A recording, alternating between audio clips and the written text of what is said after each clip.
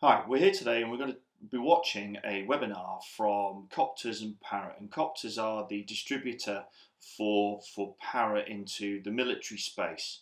And we work with Coptrz to act as their their translator into the military community. And we're going to be talking about, or they're going to be talking about, the Anafi USA. So they're going to bring up some certain things, and then we'll talk about it from my point of view, having been an officer within the Royal Marines, looking at it from a subunit commander point of view, looking at it from an operational context. What can we use it for, and what are the applications that are really, really helpful and really useful with this new piece of technology? So we'll get on with it. And these are the features which we are going to look at in more detail. So these are the things that are really crucial for the guys who are looking to operate them. So firstly, on the camera, we've got the FLIR thermal camera on one side, which we will take a look at in more detail. And we've then got two visual lenses built into the camera as well. And what that allows it to do is have a 32 times zoom capability. So if you compare this to your traditional smaller short range reconnaissance drone, you might get 8 times at a push zoom on the camera. It'll be nowhere near the resolution of this one, certainly, but also you then lose, for example, the thermal capability this one has. So normally there's a trade-off. With the Anafi USA now that there isn't a trade-off. You've also got the IP53 rain and dust rating. So what that means is it's not waterproof. You can't drop it in the sea or a river and it'll be absolutely fine. What that does mean is sort of light to moderate rain it can operate in without having any issues. IP rating is a tricky one because you can't really look out a window and say that's IP53 rain. What I would say with that as a kind of unofficial recommendation is if you're happy to stand out in it in just a coat with your hood up, you can probably fly the drone in it at IP53. If it's a bit heavier to the point where you'd want to jump in your vehicle or you'd want to put an umbrella up, might be a bit too heavy for a drone of IP53 rating. But when you consider there's no other drones of this class, of this size and this ability that have that level of IP rating, that's a massive tick in the box for Anafi USA. Obviously, if you're flying as a commercial operator, it means you can operate many more days of the year, and as an emergency services operator, it means you can put it up, in dangerous situations, and you can risk, a little bit more with the kit without worrying about having any failures. So first interesting point here, we're just looking at the basic specifications of the drone. And Sam's been talking there about the emergency services and the industrial user. So the three things I want to pick up there are the FLIR camera, so that's a thermal camera, the zoom, and the IP53. In summary, what that does and that gives me is it gives me a tool, it gives me the ability to dominate a space at nighttime, daytime, obviously to a greater extent with the daytime anyway, with the extra sort of the ability to see there, and then also I now have the freedom to operate in much greater variety of weather conditions, which wasn't the case previously. And there's I think it's fair to say that, particularly in the UK and areas that we work, is that all weather or that broader weather capability is a massive addition to our functionality. On the 32 zoom, the thing that really hits me about it is standoff. It's the ability to have a greater distance between me and an enemy. So lower chance of detection, lower chance of risk to my guys on the ground or assets that I have. So I can move about the battle space easier with far better situational awareness, away from potential drone problems, as well as in anti-drone technologies, and being clever use of this technology, I can see into areas which they wouldn't normally be able to see into. Obviously it's not everything. It can't see through walls. It can't do all kinds of things. But it's compared to what we have been using, it's a massive step forward. But we'll look at all these facts in a little bit more detail as we go through. So you've also got a 32-minute flight time, which is kind of par for the course for drones of this size. It's about what you'd expect, a little bit better than stuff like the Mavic Enterprise Dual. from DJI, which will crop up in comparison to this fairly frequently, as they are two kind of competing platforms. And you've got a few other features with the gimbal, the fact that it's because it's front mounted, which you can see here if I fold it out, it can actually turn upwards, face fully upwards, which you can't with a lot of drones of this size. You've got a greater range of range of motion and range of viewpoint with the camera. You've got GPS coordinates from the drone itself as well, autonomous flights, so waypoint-based flying, and also, and this is great, the fact that it can charge with a USB-C. So anything that you can charge a non kind of Apple tablet with, anything that's USB-C charging, like your phone charger, will charge the batteries and the controller for this drone. So just to cover those other parts on this discussion, the overview of the functionality. So flight time, as it says, that's actually gives you quite a good distance to cover. You change your batteries out and you manage it from that point of view. Camera angle, great from the point of view inspecting stuff. And if you wanted to get in from an engineer's point of view, if you want to be doing a bridge inspection, all this kind of stuff, that allows you to actually fly under the bridge, look at a bridge, look at the different risk areas and risk points, have a proper good look around. From the point of view of coordinates and GPS and grid system, then obviously, well, that's kind of a given. That's a really important thing to be able to tell people where you are and what you're looking at. It works with the FreeFlight 6, and I think Sam will go on to talk about it a little bit more, but essentially, you've been able to get a 10-figure grid in any of the systems that we would know or use, UTM, MGRS, all that kind of stuff. Autonomous flight, great, because actually it could be a really, really low level end user that's using this, and being able to point to a position on a map and say, drone, I want to go to this place, do it on your own, massively reduces the training burden, because the guys have got to do lots of other things, but it's communications, dealing with air security and all those other elements. Cool. So looking in a bit more detail at the data side of things, the security side of things, obviously the drone is built in the USA. It's fully encrypted to AES 512. If you don't know what that means, it means it's ridiculously highly encrypted, basically. So there is no way in infinite amount of time someone could sit with a computer and hack the connection between drone and controller and steal the data. That is the AES 256-bit is sort of your standard for law enforcement operation of drones, and this is twice that level of protection. So huge protection in terms of security. There's connection, authentication, and encryption. Anonymous flight data stored in secure European servers. You can choose whether that flight data is stored and saved and seen by Parrot or not. And also the fact that you can fully encrypt the SD card within the drone as well. So even if you are storing data on the drone, you can password protect that. So if anything does happen and you lose the drone, no one can access your data. So super important for us in the military. So everything about this drone is encrypted. How its data between its the main drone and its controller is done. Now, I think that there'll be people out there who look far more informed than me, but from what I understand, that makes it less vulnerable to some of the anti-drone technologies there. The other thing, encryption on the SD card as well, no bleed of data outside of it. So it's really at the highest level. So I can go out, I can use that drone safely and securely, knowing that it's not going to pose any threat. I can also use it for a variety of different sensitive tasking groups that could be affected if there was a data element going out there.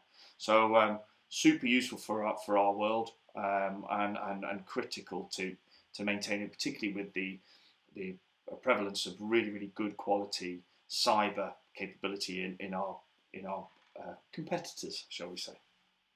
You can sign for it just within the app, within the FreeFlight 6 app, which you get as standard with the drone. Set a password, and it's all stored on the app on your SD card, and there's no need to sort of connect and enter each time. So once you have synced your drone and your tablet or your phone, you have to put a password every time. It just knows that device, and that FreeFlight app will open up and allow you to operate. But if anyone else tries to open it and use it, they'll find themselves having to put in a password. Another security. So on that as well, and there's a difference between what Sam's talking about there is the normal standard commercial version. You know, there is also an SE version, which is Security Edition version, which has an extra layer of security in there. I'm very happy to talk about those elements. You know, if you want to sit down and have a chat with us about it. Another security feature as well. Then, so we've got the customizable return to home. The reason this is sort of based as a security feature is because if you don't want someone to know where you have taken off from, the last thing you want is if someone blocks a signal or you run low on battery, for the drone to do its return to home protocol and come and land exactly where you took off from. So what this allows you to do is to set that to wherever you want it to be and land effectively at any point. So if you press return to home, it will land where you've told it to land. Other benefits for that, if you're a commercial operator, is simply if you move while you're operating. So you take off, you're flying inspections on a large site, and you're maybe traveling in a vehicle at the same time as operating. You can move and then set your landing point a couple of miles down the road and follow the drone as it does its operations. Same as if you're launching from a vehicle or launching from a boat. The home point isn't going to be logged in the middle of the sea where your boat was or where your vehicle was. You can change that to work for how you want to. So moving on to the cameras, the sensors, which, to be honest, is probably the most important thing. I think probably what most people are interested. So going back to the return to home stuff, I think Sam covers most of the key points there.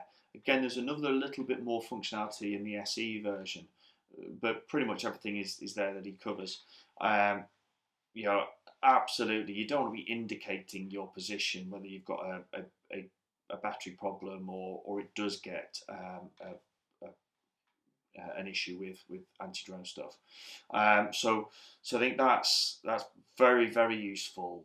It also means that you can plan your mission. You can take off from one point, move to a different location, and have your drone come back to you at that given time. The other element you can do with the, and I don't think it goes into there, but the SE version is turn off your return to home at all, so it just stops and drops. So there's some. Yes, it seems like some unusual things to have on a drone, but when you put them in the context of how we would use them, then this is very, very useful, because the last thing you want to do is be there in a covert location, have your drone flying around, and suddenly it lands exactly next to you and shows everybody where you are. Interested in when looking at the Anafi USA. So as you can see on the image there, and as you can see on the unit I've got here, you've got 3 sensors, which I mentioned earlier. So what you've got is a thermal sensor developed by FLIR, and we'll look at some imagery from that in a second. It's 336 by 256 resolution. What that means is it's about twice the resolution of your Mavic Enterprise Dual, half the resolution of the best commercially available resolution thermal cameras on drones, which as a setup will cost 20, 25, 30,000 pounds. So it sits nicely in between the sort of standard quick launch smaller systems and your much larger big commercial setups in terms of the resolution. You've also got the 2 visual lenses. So you've got firstly the sort of 4K imagery visual lens, then you've also got a separate smaller narrow field of view lens. And what this means is it can have a 21 megapixel 4K imagery from one camera. As you zoom in, it will switch the narrow field of view, and then you'll get a much higher resolution at 32 times zoom. And again, we'll take a look at some imagery from this as we move through. So what we've got here, if I can get this video to play, is this one up. So this is something that Parrot did in their offices in Paris. So you can see them there zooming in and out of the Eiffel Tower, and I'll show you some pictures there, which give you an idea of just how far away that is done from. But you can see the quality there of the imagery. A 32 times zoom. I know there is hesitation because it's technically it's digital zoom, it's not optical, so the resolution is lost. But you can see that due to the way it's done, the loss resolution is minimal compared to some of the other sort of smaller digital-based systems that are on the market. So fairly obvious use for drones anyway, and this whole program came as a sort of a recce drone anyway. So straight away, having those eyes, the ability to see into something, you can see the massive difference here. And the guys that have been playing with this have noticed that the zoom is just amazing. So being able to have a 2K standoff from a target and being able to get real quality detail. I think the other really useful thing is within a counterinsurgency operation, then you're looking for much greater detail akin to a law enforcement kind of role. When you move into more conventional operations, then actually the fact that you can see vehicles moving, you can identify what the vehicle is.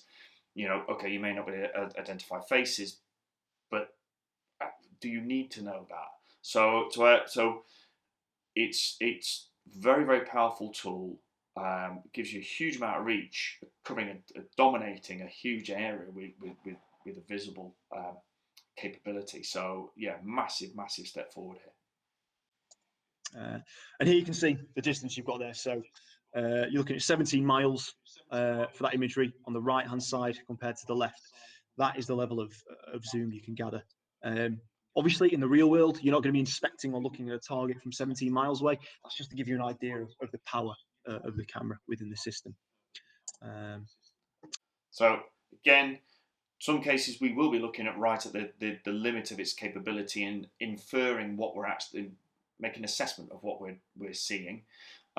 What's useful there is if you think about being able to dominate a 40k bubble, 20k in each way, then essentially this camera, you smash it up above you and straight away you've got eyes covering that area, depending upon obviously the features that are in between. And of course, the further you get out, the less detail you're going to see. But can you cover it? Yeah, absolutely. Do you need to be able to have to fly it a huge amount of distance? Do you need to be particularly skilled to do so? No, this is basic. Now, this video will give you a much better idea of, in the real world, what the camera can be used for. Just open this one up. So here we've got the zoom on a motorway, which was done by a colleague of Asif's in Germany, I believe. Eagle-eyed of you will notice that they're driving on the wrong side of the road. Although you might not like me saying it's the wrong side, but there you go. So yeah, that's again a good distance away. You're looking at sort of half a kilometre and getting a really good quality amount of data from the imagery. Happy to share the PowerPoint imagery with people who are interested.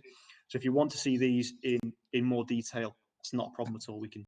Equally on that same story as we've had the drone out on Salisbury Plain and actually been getting some really good detailed imagery from way over a K. So and out towards 2K. Certainly stuff that would be actionable intelligence. If somebody put that in front of me and say, look, boss, this is what we can see. We need to go and do that. You can see what the enemy are. You can see the numbers. You can see the carrying weapons. You see what the weapon is, or at least whether it's a long or a short and everything like that. You can see the other equipment. So it's very useful. Could you read the registration numbers at that point? No. I don't think it's entirely relevant from a conventional operations point of view. Yes, if we're doing something that's more sneaky beaky, then fair enough. But generally speaking, that's not what we do. We're in uniform, in camouflage uniform. We're out there trying to have an effect on an enemy. We don't necessarily need to be gathering evidence in that way. We can send those over. And again, for the guys who are the drone service providers rather than the sort of emergency service operators, just to give you an idea of why the zoom could be important to you as a commercial operator. The 32 times zoom can allow you to sit, a couple of 100 meters back from a target, especially a target such as this, a metallic structure kicking off RF signals or whatever it may be. So it's much safer to inspect. Obviously, this isn't going to be the same quality data as you'll get from, for example, a Matrice 300 from DJI, which will cost you £25,000 to £30,000 as a setup. The difference is, aside from the price, that it's a lot cheaper, is that this weighs 485 grams, so less than 500 grams. You can put it up really quickly. You can get through remote areas a lot easier, not lugging a massive case. It's a tiny little Peli case. and the risk of any damage, your risk assessments are so much easier because it's so light. If anything does happen, you're not going to do a lot of damage to either people or infrastructure that may be below. Really, really good point here. So it's a very, very easy, low impact solution. And I think when, in this world of trying to get used to using drones and developing our sort of policies, our risk assessments and everything like that, we're not flying an F-35 around here. We're flying a plastic pigeon, in effect. And actually, if anything, in some cases, smaller than that. So understanding from the command point of view, how do you use this, the battle space management, how does it interact and interfere with other things that are going on is really, really important. And that's probably one of the biggest sort of policy and procedural challenges that we have for using drones. As far as the images here, yeah, all the engineers out there, this is perfect. Being able to have a little bit of a standoff, or if you're doing a CTR, when you want to see get some real detail on a particular environment, you can be a good few hundred meters out and still get really, really high quality images. So, although it's not as good quality as the much larger, much more expensive systems, it's way better than anything within this smaller class, effectively. And again, another sort of angle here of some inspection work, sitting probably there maybe 70 to 100 meters away from a target, and get some really good imagery. Another one of the zoom here. So you're sitting back from some buildings just on the far right, and you'll just see there the zoom in. So that is at 2 kilometers. So you can see there the quality of that imagery there is if you were tracing a vehicle, you'd be able to do so on a road at 2 kilometers. If we were to dial that back to sort of more like 500 meters, you could easily pick out the color, the make, probably the model of a vehicle. From 500 meters, you can pick out how many people are in a group, sometimes what they're wearing, certainly what they're carrying, and that kind of detail. And from 200 meters, you can read registration plates, you can pick out who's who, you can see exactly what people are wearing, and get really high quality imagery. And from that kind of distance, you cannot see or hear the drone unless you know exactly where to look. So here, right, think about you're moving along a particular movement corridor, you've got a vulnerable point coming up. Basically, from about 2K out to, I would say, well within, down to 500 meters, you wouldn't need to get much closer than that at all. You could have a really, really good look on a vulnerable point.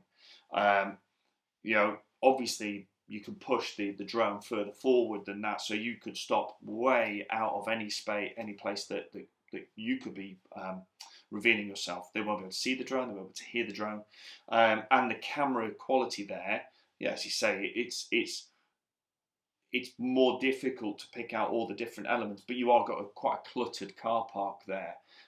So if you put a vehicle out of context within a rural area, then you'd be able to see it, or even people on the ground. Obviously, if they're well concealed and cammed out or whatever, then you probably want to get a little bit closer. But point being, you can have a huge amount of standoff on a vulnerable point at a point where you can easily make a decision on a different route or whatever it is to be able to avoid that. Because it is so small and so quiet. So certainly for covert use within emergency services, that's a massive tick.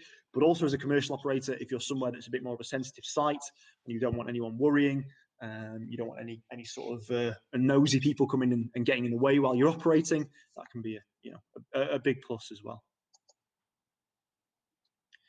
And we're just going to take a look now at the thermal imagery as well. So as I said, you've got the 320 by 256 thermal resolution on the thermal camera. Wide temperature range. It's kind of what you'd expect now from thermal cameras on drones. This is the standard, kind of the new standard that's been set. So before this, you'd get on a smaller drone like the Mavic Enterprise Dual, really low resolution thermal, not really fit for purpose for any sort of inspection work. Maybe just about usable for search and rescue. Certainly, you could pick out there is something over there I want to look at with a Mavic Dual, for example. With this, you can sit at much greater altitudes and do the same thing. So because it's twice the resolution, you could sit at twice the altitude and get the same level of data, or more likely sit somewhere in between that. Allows you to cover ground quicker, and get a much greater level of information. So what we've got here is someone at 20 meters. Anyone that's used some of the stuff like the Mavic Enterprise Duals, for example, will find that sort of 30 to 40 meters is really your limit in terms of altitude for picking people out. Maybe 50 at an absolute push. What you'll see here is as you increase the altitude, the distance, you can still very clearly pick out an individual. So 45 meters there, very easy, 150 feet away. And even there at 100 meters with a bit of background heat from buildings, you can still clearly pick out the individual. Now, obviously, thermography is not just as simple as that. There's a little bit more to it.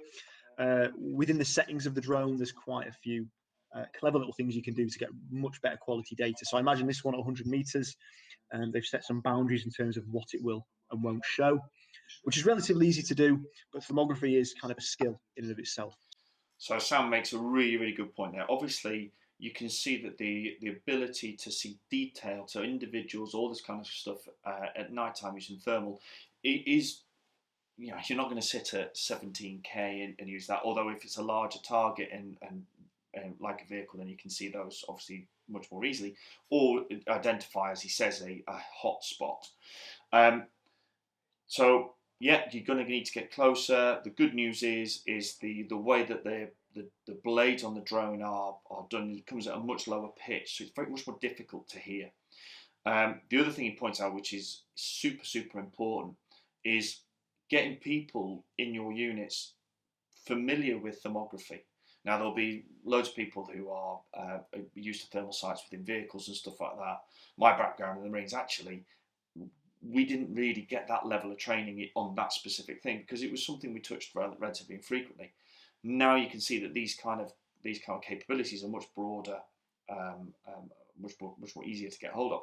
So understanding the limits and how to get the best out of it, not just playing around it until see what happens, get some actual support on it would be great. But straight away, the capability is obvious. You know, if you're 100 meters, I mean, even if you pull back from that, you could see where the hotspots are and get the outline of the buildings and everything. Then it gives you something where you've actually got some eyes, reliable eyes in the dark. You can pick one of these out of the box and fly it and operate it, no problem. If you want to get the best out of the data, it's definitely recommended from our side anyway to have at least some basic training on thermography, even if it's just a really short kind of whip through some videos on YouTube and stuff. Ideally, we do introduction to thermography courses, which are fairly cheap, and we often package in with drones and stuff. Worth sitting one of those, and if not, having a handover training session with one of our instructors, which we'll discuss, and they can show you some little tricks and things you can do in the settings to get better quality data. And this is some of the features from the Anafi USA from the thermal, and just an idea there of what you will actually see on the heads-up display. So you can record the thermal videos and photos using the 3 cameras. So you can get high-resolution imagery from the thermal camera at the same time. You can switch between the 2 very easily, and also you can overlay the 2. So the top picture is kind of like a picture-in-picture. As you zoom in with the thermal, and yes, the thermal does zoom in to the full 32 times, it will fill the frame and move in from there. What you will find with that zoom is when you get past a certain point, it becomes pretty much unusable due to the resolution. But still, again, unless you're moving up to the much larger, much more expensive systems, there's nothing else on the market where you can zoom to any reasonable level with the thermal camera. With this, you can get into about 10 to 12 times before the resolution starts to get to the point where you can't really use it, which is still a huge amount of zoom for a thermal resolution camera. And some more imagery here from the thermal camera. So what I was talking about there around changing the sort of settings on the thermal is what's been done on the top image. So all they've done there is just trim the thermal imagery to how they want it to show up in certain heat. So that's been used in an inspection point of view to show where there's heat loss from a building. But as you can probably tell, if you just set that to the temperature range that you'd expect a person to be in, if you know the ambient temperature, so say it's about 3 degrees outside of the minute, it's absolutely freezing.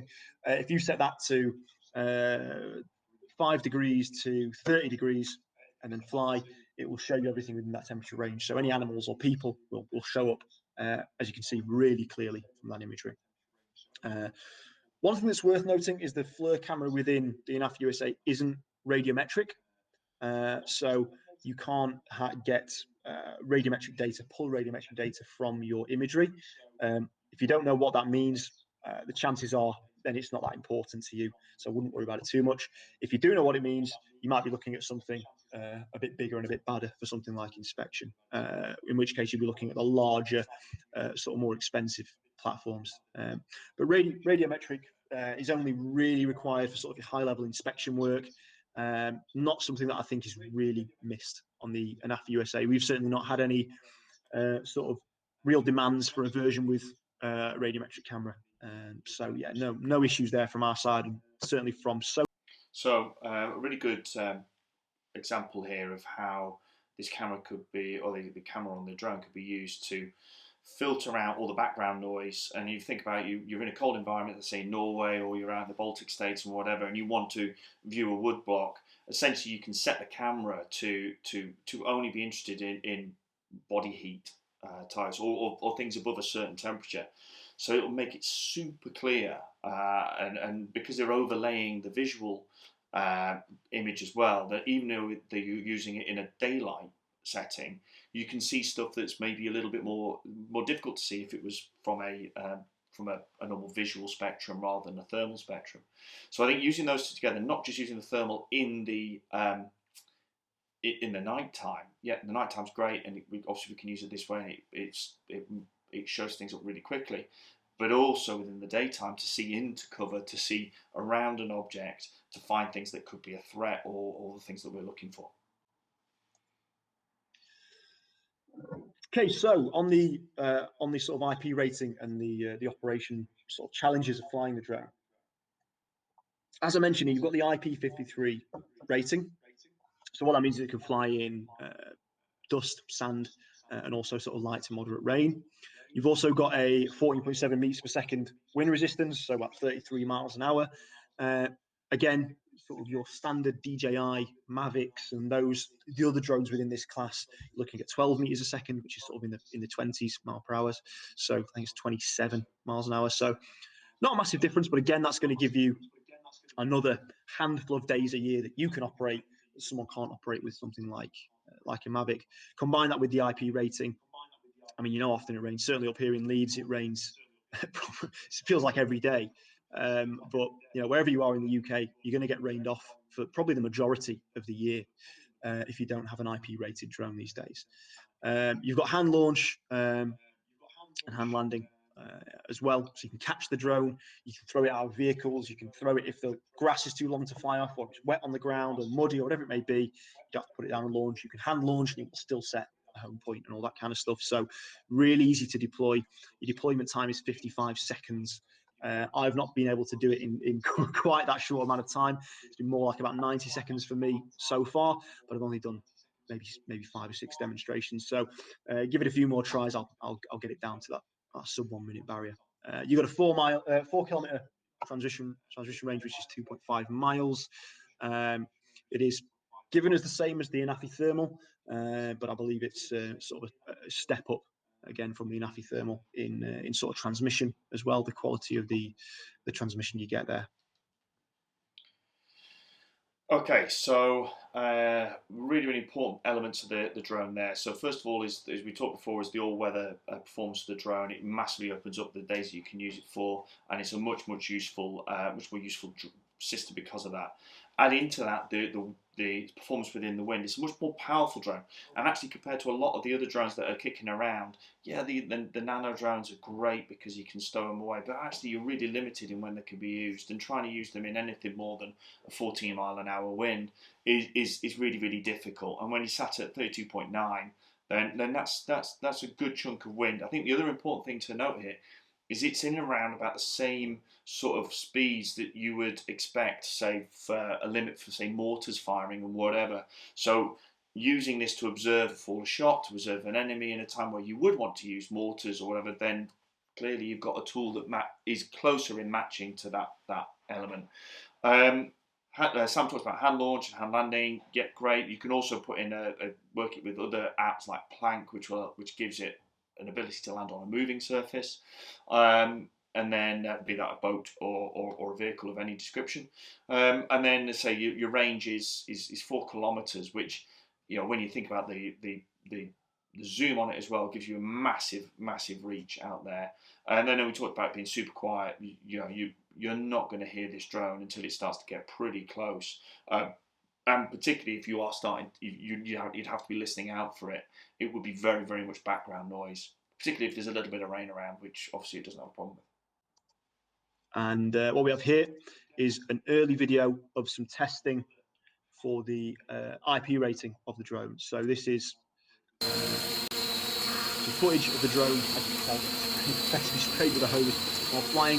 You can see the antenna there. Now that's because this is from the American military version. As I said before, the drone is the same, just the antenna and the camera's slightly different as well. But the drone body is identical. So this is what you can expect from having an IP-rated drone. You can have to fly in conditions such as that. Massive benefit of anything else within this class of drone. As I said, if you want something that's IP, so that IP rating gives us 5 minutes in that heavy downpour, or not even heavy downpour, but you can see it's quite a lot of water that's going onto the drone there. So relate that back to how we use it on the ground. Again, it gives me something that isn't that sensitive. It's not that delicate from that point of view.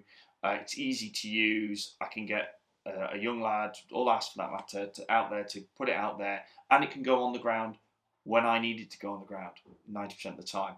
The other thing there, and I don't know if we'll talk about later, is the temperature it can go down to. So it will operate perfectly well within all the sort of the operating temperature ranges that we'd be used to work with it, even down to the very cold. up till you got to this, you would be looking at a much larger, much more expensive system.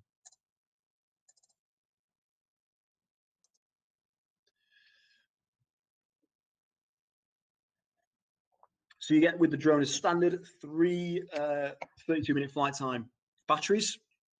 I think we've covered all these features actually. So you've got the editable return to home, automatic return to home on low battery, effectively all the safety features you've come to expect from drone operations around low battery and loss of signal are all included within the drone itself. What I would say is it's kind of I think the best way to describe it is a minimalist drone. So there's no geofencing on the drone at all. You can take it off and fly it technically anywhere. Obviously presents some issues, but in my mind, certainly the positives outweigh the negatives, because the kind of people who are operating this are well aware of where they can and can't fly, and often have to fly in areas where normal people, i.e. civilians, wouldn't be operating anyway. So yeah, lends itself really well to that kind of emergency response use due to that. No collision avoidance at all. Again, there's 2 schools of thought on that. One is you need collision avoidance because otherwise you'll crash. The other one is if you are going to crash your drone, you shouldn't be flying it. You should be good enough at flying that you don't need something like that. Okay, good point of discussion here. Collision avoidance, no collision avoidance. It all depends what you're asking your drone to do. And I think you've got to look about how we're using this. First of all, you can plan your flight patterns and all this kind of stuff, and you can just, right, I want to go and recce that target. You can send it to go and have a look at a particular target place or point of interest.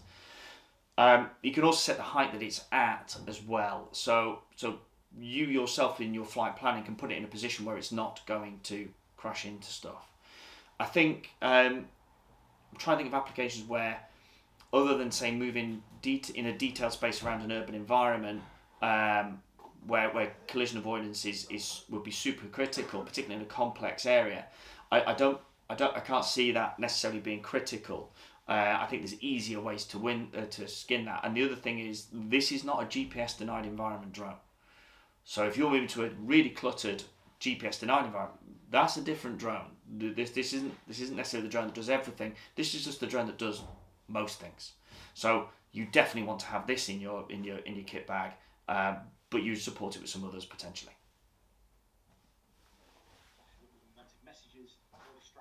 So flashes up with unwanted messages, more distractions while you're operating, which you could do without. And if you're operating in visual line of sight, which of course you always should be, in my mind, collision avoidance is a luxury that you don't really need. And because they've managed to keep the weight down by stripping off these features, I think it's more than a fair trade-off. So yeah, if we look now Some of the other features that I don't think we've covered in the presentation, just quickly. So you can define points of interest. You can set waypoints, landing points, all within the FreeFlight 6 app. Has visual tracking, which uses machine learning AI for assisted framing. So effectively, you can have dynamic or fixed horizon points. You've got the GPS points, coordinates, crosshairs within the drone as well. A lot of smart features within it, which can be unlocked sort of with a little bit of practice, and you can see how you can use these features. Also fully compatible with Pix4D. Parrot are sort of part owners of Pix4D, which means the Parrot kit integrates really well into Pix4D systems. You can use Pix4D React to create models within sort of 15, 20 minutes and send those as a PDF via email. Pix4D capture, and the drone will fly its own mission, gather the data, you process that, and you build a 3D model. Really easy to do. There's also open source SDK. And I think, if I'm not mistaken, next slide, yeah, is a couple of these developments. So this is to give you an idea of the ecosystem around the Parrot kit. So as I said, it's not just, here's your drone, kind of go and fly it. There's a lot of developments coming, some of which are already here, which show how it can be a full, all-encompassing system. So Plank is a system where you can land on a moving vehicle. So it's a really cool system where the drone will log its home point as effectively a pad. And then when the drone's operating, it can land on this point automatically and then take back off from it. So obviously, if you fit one of those to the back of a pickup truck or a boat, for example, if you're Coast Guard or whatever it may be. So lots of useful elements there. Whether we're talking about different bolt-on things like Pix4D, and Pix4D is a, as I say, it's Parrot owned. It is French. Actually it's Swiss, if I have to be precise. Parrot's French. So you've not got that issue with data stuff and that. And that can, if you want to do a detailed recce of a particular area, outstanding. Really, really, really, really cool. Really, really useful. So I think taking those into consideration, all the other elements there, and then we now start to talk about Plank, which I've mentioned already about being able to land on a moving vehicle, be that a ship or whatever. Drone Sense allows for elements to share what you're seeing with another user. So that allows, and this is all added in through FreeFlight 6, is that you can be looking at a target and you can share that target with another person with a device to be able to see it. Then you're looking at things like Typhon doing all the bolt-on sort of payloads. In this instance, we talk about distraction devices, but there's other things there, and mentioned Fox Fury, which is lighting and all that kind of thing. So as a hub, as a go-to drone that covers 80% of all the tasks you need to do, this is definitely the space to go, and particularly with its all-weather capability and its visuals, its visual capabilities, much more so than you've ever had before. So super useful from that point of view. There is another version which looks identical to this, called the SE, which is the security edition. So that's only available to public safety and defence. So unless you are within the Ministry of Defence, or unless you're operating specifically from certain areas within police and fire, that will be inaccessible to you. So just a really quick overview. And then if anyone is interested in that model specifically from that. So here we're talking about the SE features. And actually, straight away you see, so one big change here is that it's no longer a separate SD card. It's activated. The serial number is identified as an SE drone, and it has a capability, but it has to be registered, identified, and then activated from FreeFlight 6 back to Parrot headquarters. One of the key things is it opens up much broader Wi-Fi bandwidths. So it means that your connection to your drone is much more stable. And that's all the way around the world. You can turn off drone lights as well. So again, trying to move it into that sort of more quieter covert side of stuff. So yeah, very, very important. And then there's other things to do with the map tiles. So you're into an area where the mapping isn't correct, or you need to put something special in there or whatever, then you can, not a problem at all. And the final thing that he talks about there is obviously flying data empty. So if you do lose the drone, there's nothing on it. It is just a sensor. So you can lose that drone. Nobody can interrogate it. Nobody can find out what it is, where it's come from, whatever. It's super easy to hide in that regard. That background, please do get in touch directly. and I'm happy to answer any questions offline. But effectively, you can activate the SE sort of protocol from a free flight app from the drone. It allows you to bypass some of the limitations in terms of the bandwidth when controlling the drone. It allows you to turn all the lights off the drone completely, so there's no lights on the drone, irrespective of when or where it's being operated. You can completely disable return to home function. So what that means is if you run out of battery while you're flying, the drone will just stop. It will drop out of the sky. So obviously, with normal drones, that's the last thing you want, is to be able to have that feature. All this means is you can operate, if it's a critical mission with an SE, you can fly it right to the very point that the motor's cut completely. It will not go, as a normal drone does, critical battery and land itself, or return to home and land itself. It will just cut out at that stage. You can also import KML and TMS map tiles, so import data before a mission, which means that when you're flying, there's no need to upload or have access to any data.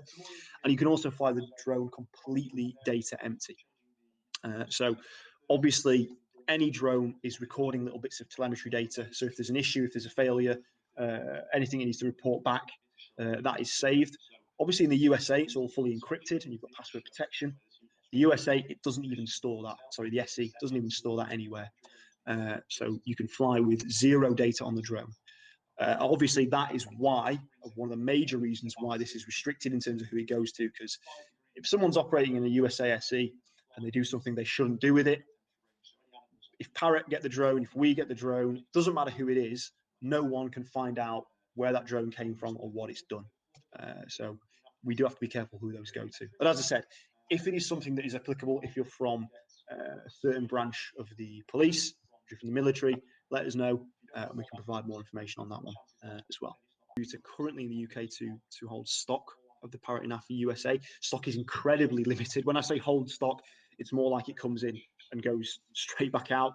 We are very much struggling to keep up with demand because demand is incredibly high. But it's one of those where if you are interested, you might. So, a little bit different from the point of view of an SE drone or defense package. I mentioned defense packages before, and Sam was what he's talking about here is certainly from the police end user and everything like that. This is the only route where they're available, and it is going to be supported with stock going forward. The other thing is that if you're a defence user, then it's us you need to speak to really, and we'll work with Coptrz to go for that, and hence that's why they've ended up with these packages with more batteries in, with other bolt-ons and warranties and all that kind of stuff, and a service support and everything.